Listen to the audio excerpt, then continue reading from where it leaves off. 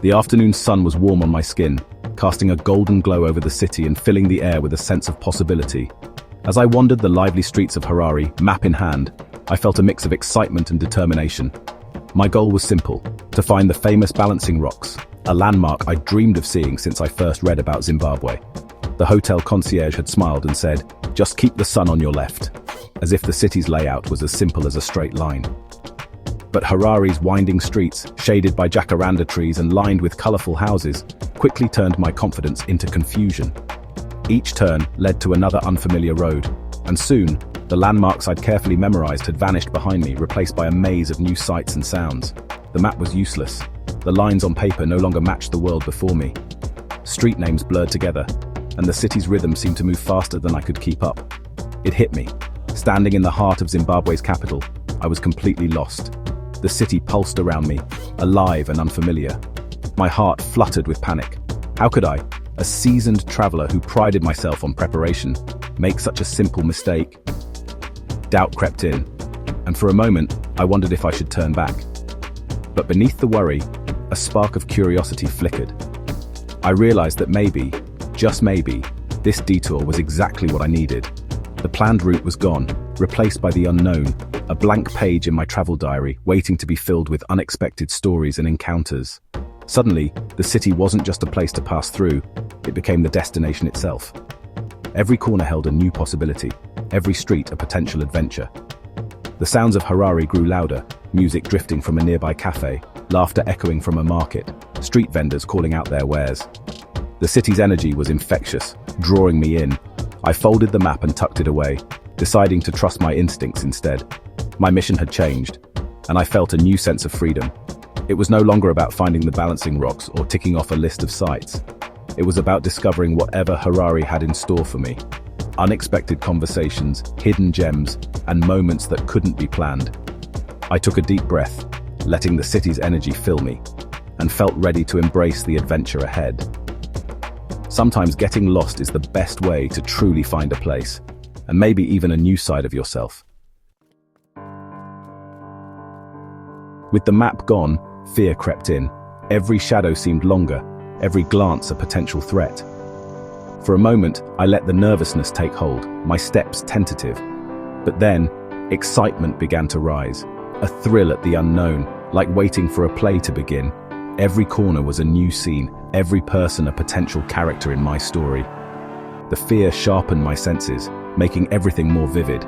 This was why I traveled, not for monuments but for real, unfiltered connection.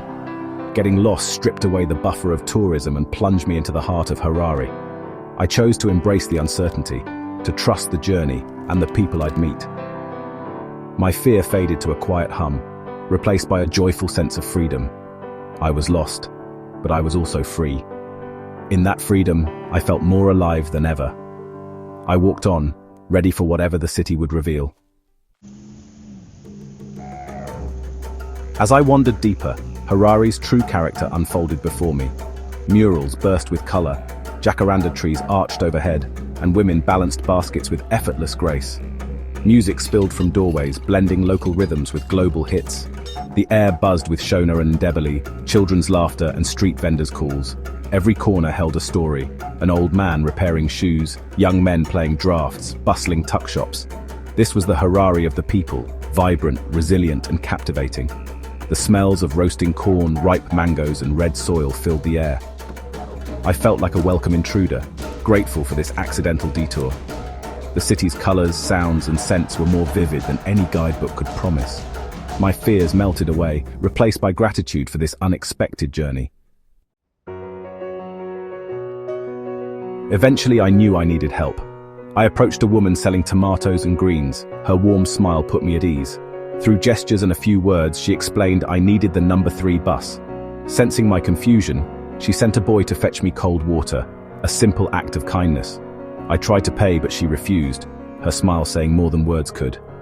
We sat in companionable silence, sharing a moment that transcended language. In that brief encounter, I felt a deep connection and renewed faith in the kindness of strangers. My Chipo didn't just give me directions, she gave me hope. Sometimes the smallest gestures mean the most. I left with more than directions. I left with a story of human kindness. The city felt a little less daunting and a lot more welcoming. I set off, heart lighter, ready for the next chapter. At the bus stop, hunger led me to a bustling eatery nearby, its doorway alive with the aroma of simmering stews and the hum of conversation. The city's energy seemed to funnel into this small restaurant, where locals gathered for their midday meal. I ordered what everyone else was having, sadza with beef stew and greens, a staple that seemed to unite everyone in the room. The server smiled knowingly, as if she'd seen many travelers find comfort in this dish. The meal was simple, hearty, and delicious, comforting in its unfamiliarity. Each bite was a blend of flavors and textures, the sadza soft and warm, the stew rich and savory, the greens adding a fresh note. Sharing a table, I met Mr. Moyo, a retired teacher with a twinkle in his eye and a gentle, welcoming smile. He greeted me as if I were an old friend, instantly putting me at ease. He asked about my journey, and I told him how I'd gotten lost, how the city's winding streets had led me here by chance. He laughed. Sometimes the best destinations are the ones we do not look for. His laughter was infectious, echoing the easy camaraderie of the place. Mr. Moyo shared stories of the neighborhood, the meaning of Ubuntu, and the spirit of community that binds people together here. He spoke of old friends, local legends, and the importance of looking out for one another.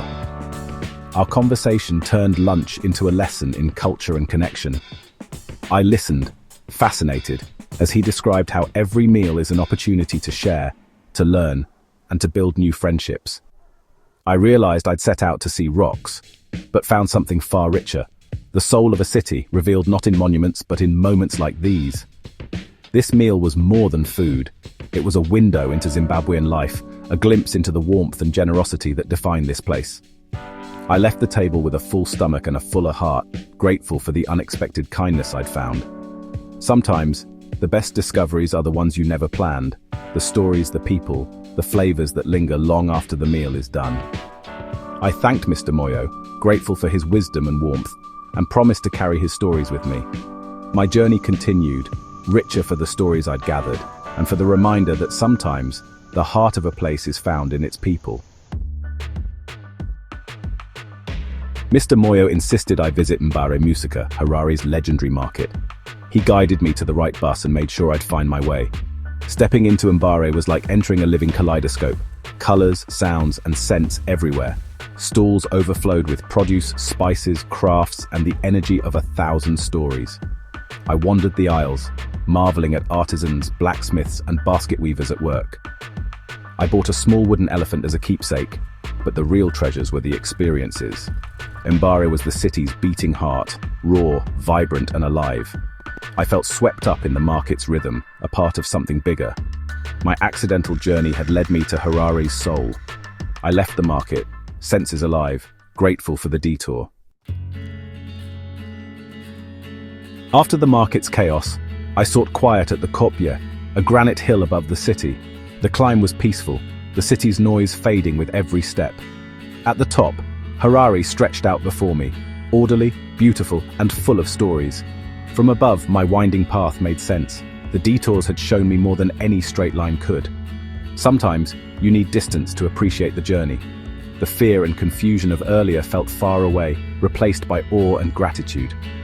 I sat on a warm rock, watching the sun set in brilliant colors. Harare was no longer just a place on a map. It was a city of memories and kindness.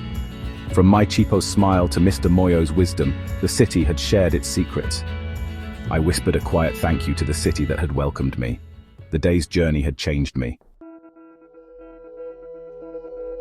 As the sun set, painting the sky in warm golds and purples, I made my way back to the hotel, the city now familiar and friendly, its once foreign streets now welcoming me like an old friend. The fear of being lost was gone, replaced by a quiet sense of accomplishment and belonging. I'd navigated the unknown and found not just my way, but a new confidence in myself. Along the way, I discovered a deeper connection to Harare, its people, and its rhythms. The evening streets were calm, people heading home, the city winding down after a busy day. I smiled at passers-by, and they smiled back. Curiosity and warmth had replaced my earlier anxiety. This day taught me to trust my instincts, the kindness of strangers, and the journey itself, even when it felt uncertain. Letting go of rigid plans led me to authentic food, genuine connections, and laughter shared with new friends. Each unplanned moment brought a richer understanding of Zimbabwe. Returning to my hotel, I felt changed, braver, more grateful, and full of new stories to tell, memories I never expected to make. Getting lost wasn't a mistake. It was a gift, a chance to see the city through fresh eyes. The most memorable parts of travel are often the ones we never plan. I drifted to sleep, heart full, thankful for the day's unexpected adventure and for the lessons learned along the way. Sometimes the best journeys begin with a wrong turn, and those are the stories that stay with us forever. My story of getting lost in Harare is more than a travel tale. It's a lesson I carry with me. We plan our journeys, but true magic happens when we let go and embrace the unknown. I encourage you, put down the map, take a turn just because it looks interesting, talk to locals, and say yes to the unexpected. You'll find kindness, hidden gems, and memories that last longer than any landmark. Yes, it can be scary, but on the other side of fear lies wonder and connection. In these unplanned moments, we grow, more resilient, more open, more trusting. Getting lost isn't about losing your way, it's about finding a new one. Travel with an open heart and let the world surprise you. If you enjoy my adventures, keep following. I'll keep sharing the magic I find. Let's all be adventurers, not just tourists. Let's dare to get wonderfully, beautifully lost.